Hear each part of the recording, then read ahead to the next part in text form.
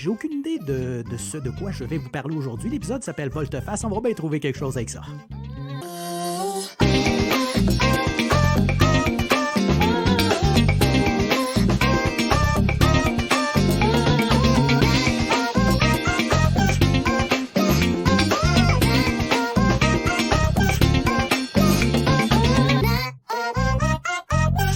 Bonjour à tous, super content de vous retrouver. Écoutez, je dois vous faire je dois vous présenter mes excuses.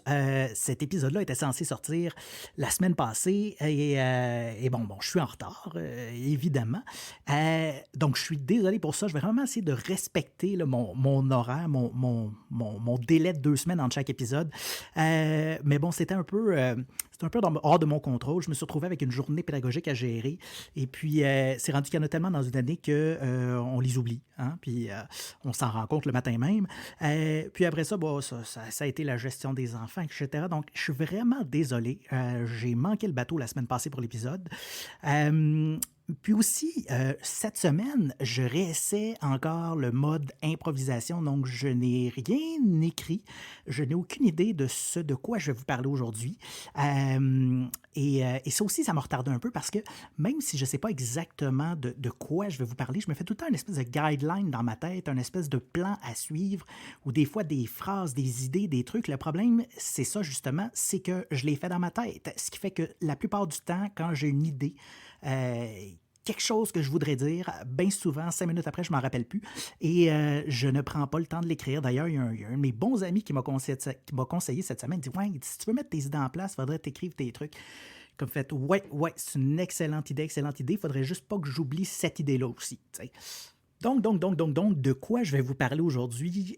L'épisode s'appelle Volte-Face. Vraiment que je trouve quelque chose qui a quand même un peu rapport avec mon titre. De quoi je pourrais même faire? Ah! Oui, récemment, c'est vrai, ça pourrait fitter. Récemment, j'ai décidé de faire un changement dans ma vie. J'ai décidé d'explorer d'autres avenues professionnellement. Hein, ça fait quand même un petit bout là, que je fais le travail que je fais. Mais là, j'ai envie de faire de quoi de le fun. J'ai envie de me lancer dans un projet, peu importe un projet, que ce soit un projet ou un emploi ou un whatever. Je veux dire, je veux juste me trouver quelque chose qui est le fun. Mais ça fait quand même des années que je n'ai pas fait un peu de recherche pour ça, puis tu te rends compte, les titres de job ont changé, hein? Tu sais, à cette heure, tu regardes une titre de job, c'est écrit « associé aux ventes ». Au bout du compte, quand tu lis la description, c'est vendeur, là, je veux dire. Mais associé aux ventes, ça sonne plus fancy, tu sais.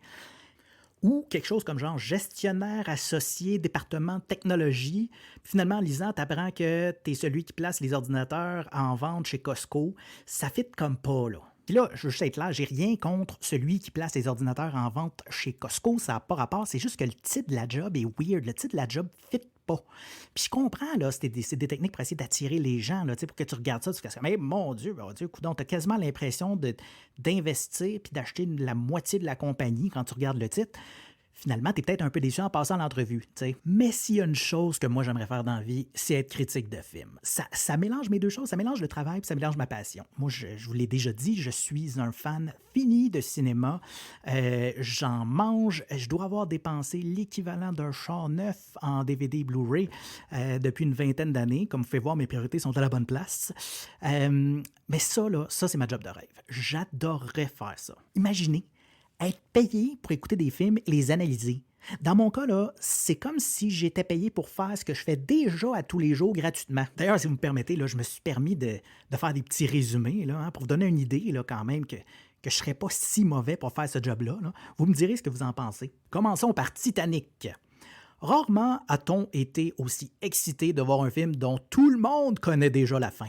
On poursuit avec Les Dangereux. Quelqu'un quelque part a eu l'idée de filmer une pièce de théâtre d'été mal écrite avec des résultats désastreux. La trilogie du Seigneur des Anneaux.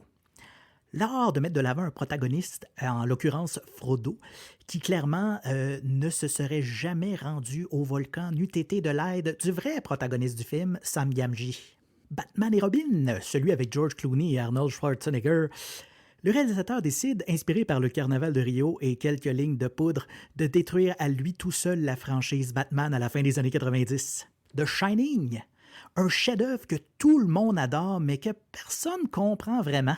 Et finalement, un chef-d'œuvre du cinéma québécois, le film Angelo, Fredo et Roméo.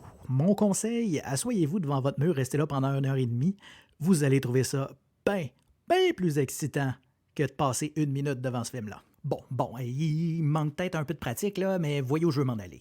Tout ça pour dire que c'est vrai, c'est même pas une blague, là. C'est vrai, par exemple, que je veux faire un changement, là, un virement dans ma carrière, puis essayer de trouver quelque chose dans lequel je vais vraiment avoir du fun. Puis ça, je me casse la tête là, depuis des semaines avec ça. Puis l'affaire là-dedans, comme je vous disais au début de l'épisode, c'est tellement frustrant parce que j'ai peut-être eu une super bonne idée là, dans les dernières semaines de ce que je voudrais faire. Puis Colin, je m'en rappelle sûrement même plus. Justement, un bel exemple de volte-face récent. Je ne sais pas si vous avez lu, il y a les magasins Zellers qui vont faire un retour. Et celle-là, ben honnêtement, je la comprends pas. J'avais fait un post là-dessus sur ma page Facebook, justement. Je comprends l'idée de vouloir ramener certains trucs par nostalgie, parce que des fois, ça peut nous rappeler certains souvenirs, etc. Personnellement, j'ai bien de la misère à imaginer que quelqu'un a vraiment des souvenirs inoubliables à gambader dans les allées des Zellers. Je ne la comprends pas. Je comprends pas l'idée de ramener des vieilles affaires qui ne servent plus à rien. C'est un peu comme ramener André Arthur. C'est ridicule. Mais je comprends. Il y en a qui doivent être bien heureux de ça. Je suis prêt à parier. Je suis sûr que je suis capable de trouver une pétition quelque part où il y a des gens qui ont signé pour les retours des Zellers. C'est sûr et certain qu'il y a ça quelque part sur Internet. Mais comme je vous dis, je comprends pas ce genre de retour-là. Tant qu'à ça, ramenez donc des emplois qui sont disparus aujourd'hui. Hein? Un laitier, ce serait pas pire. Conducteur de charrue à bœuf. Hein? OK, je fais moi-même volte-face en ce moment. Là. Désolé, je fais un 180 degrés. On change de sujet. Récemment, moi et ma blonde, on a adopté un chat. On avait déjà des chats, là, des chats domestiques. Et là, on a décidé d'adopter un chat de race. Et écoutez, biologiquement, un chat de race ou un chat domestique, je veux dire, c'est un chat, là, c'est la même affaire. À part les gènes qui sont différents, là, je veux dire, ça mange, ça boit, ça chie puis ça dort. C'est pas mal ça. Mais, on dirait que les chats de race, on a tendance à mieux vouloir les traiter. Hein? Tu sais, moi, mes autres chats, là, mes chats domestiques, là, je parle, là, ça saute partout, ça se tient partout, ça a de la bouffe à volonté. Bien, ce chat-là, c'est différent. Là. Hey, écoute, tu le surveilles quasiment comme un enfant. Il va pas là, tu vas avoir trop chaud, etc. Là, tu vas y acheter de la bouffe de meilleure qualité. Hey, c'est ridicule. Ça n'a aucun sens. Comme si nos autres chats ne méritaient pas ce type de traitement-là. Tu fais quasiment attention quand tu le prends. Des fois, ma blonde, elle me dit, ouais, là, laisse-le vivre. Je suis comme, non, arrête, je check mon investissement. Trouver un nom, c'est pas facile non plus. Là. Tu peux pas juste l'appeler Moustache. Faut que ça soit un peu plus huppé que ça. Là. Soit Monsieur Moustache, Votre Majesté Moustache ou Lord Moustache, là, quelque chose dans ce genre-là. Bref, tout cet épisode-là pour terminer en vous disant qu'on les aime bien nos chats. Je vous remercie beaucoup d'être à l'écoute et je vous promets de revenir à un horaire régulier là, dans les prochaines semaines. On se revoit bientôt. Attention à vous!